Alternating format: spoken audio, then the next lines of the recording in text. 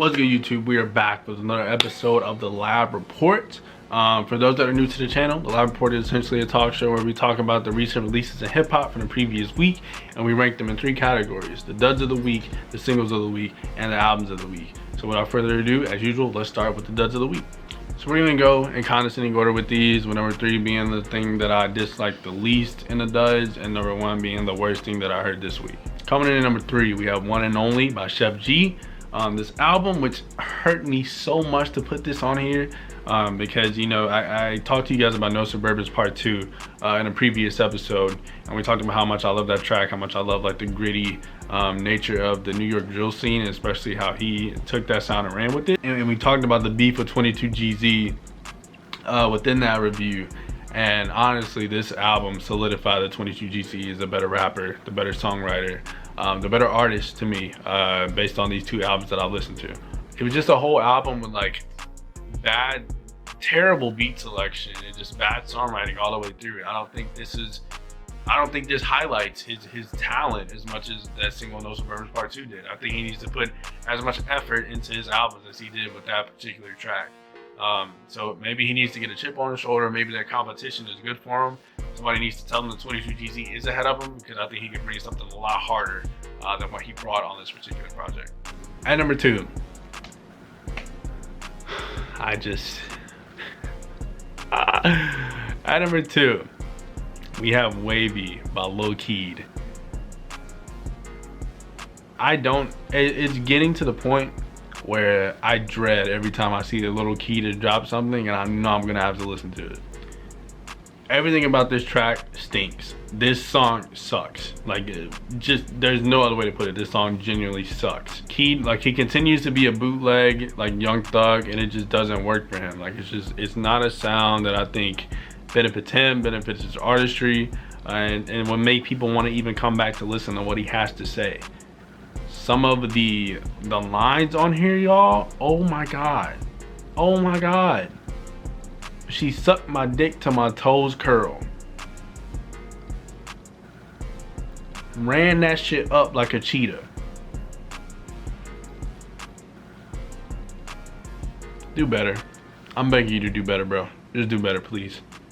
At number 1, the worst thing I've heard this week is easily Stimulus Package by Tokyo Jets.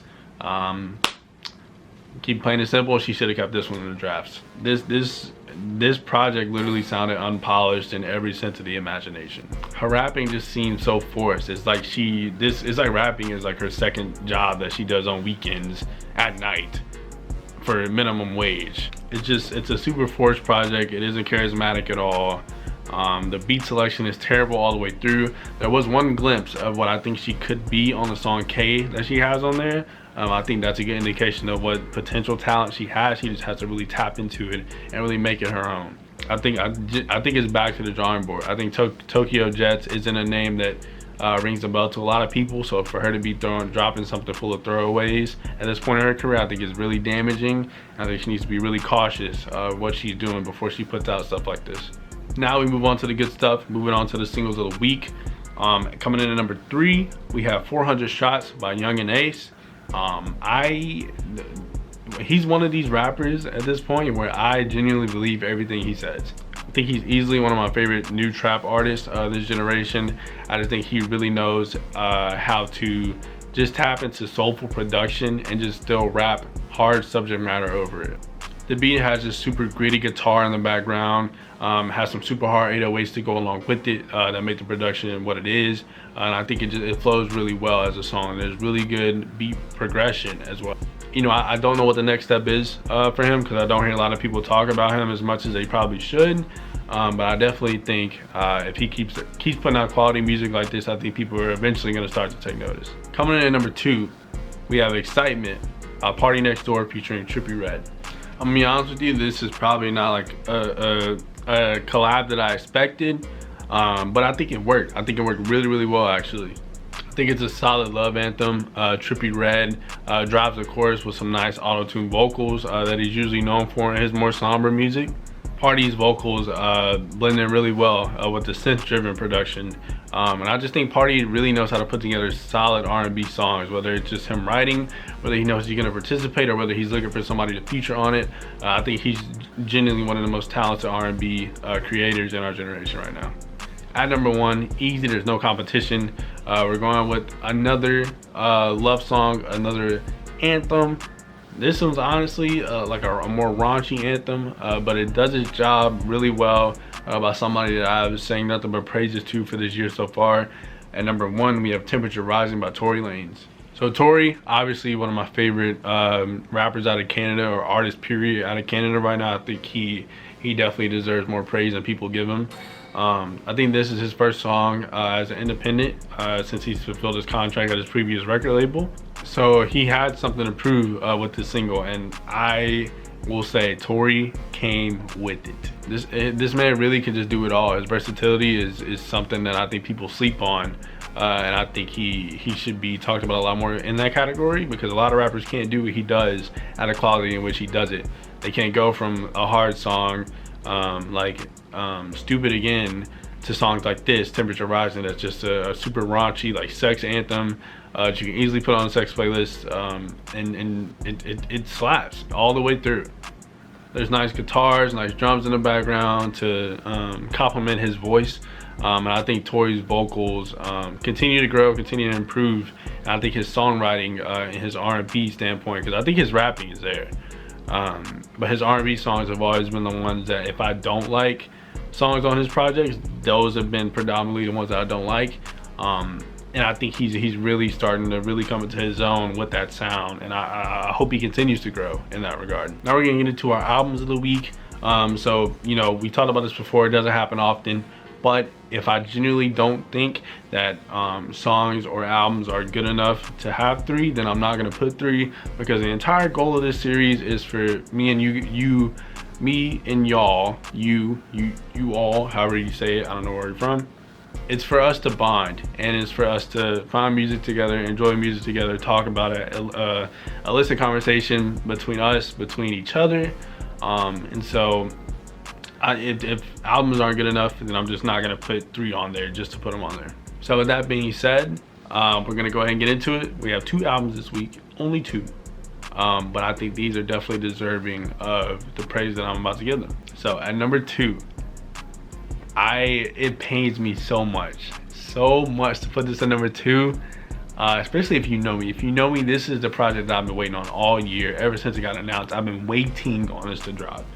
At number 2, we have The GOAT by Polo G.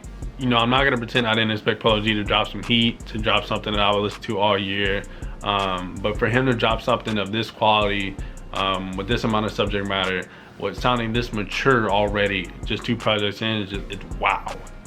You know, and it could be because of that Chicago bias. You know, I'm originally from Chicago, so you know, I'm always sort of drawn to artists with that Chicago sound, or that are from Chicago a little more.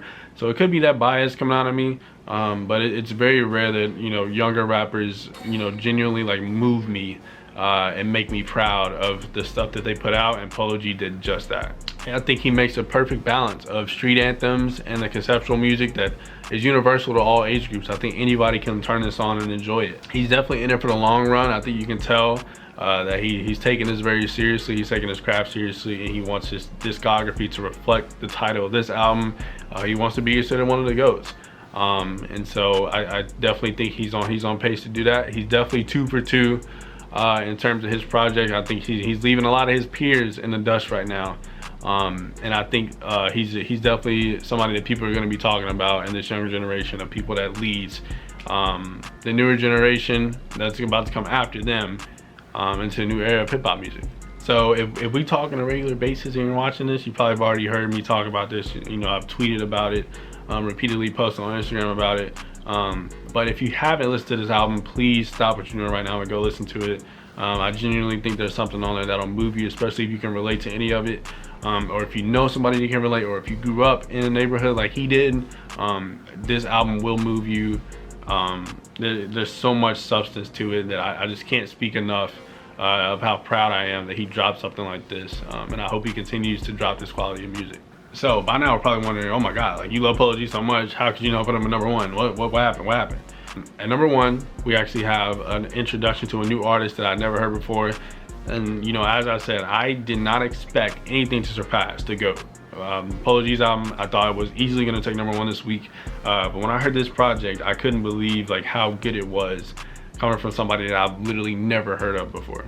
At number one, we have Black Hearted Demon by Seti Hendrix. So this is just a short little EP, but I think without a doubt, it's easily the best EP that I've heard this year so far. So Seti comes in with like a lo-fi-esque and like really chill production, but his voice brings and his flow brings a like a R&B and a hip-hop hybrid in a way, definitely in a mix that we hear often, but not to this extent. And I definitely think Seti brings it with his own distinct sound. This is another one that I can't even put it into words, like how good this little EP is. And you know, this one's obviously shorter than Polo G's projects, a little more concise. I definitely think Polo G's album had like all the songs are very good, but there's definitely songs that are like lower tier than others. But this one just, why do I do this every video?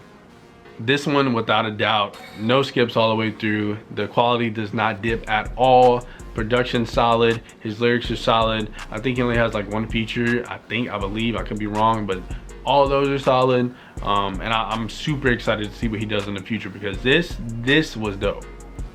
All right, guys and girls, that's gonna be it for me. I appreciate you watching the video. If you've been rocking with me, you know how we rock. If you're new, make sure you like, comment, subscribe. Make sure you go cop some merch. I'll leave that in the description below. Catch a stream, that'll be in the description below as well, with the rest of my socials.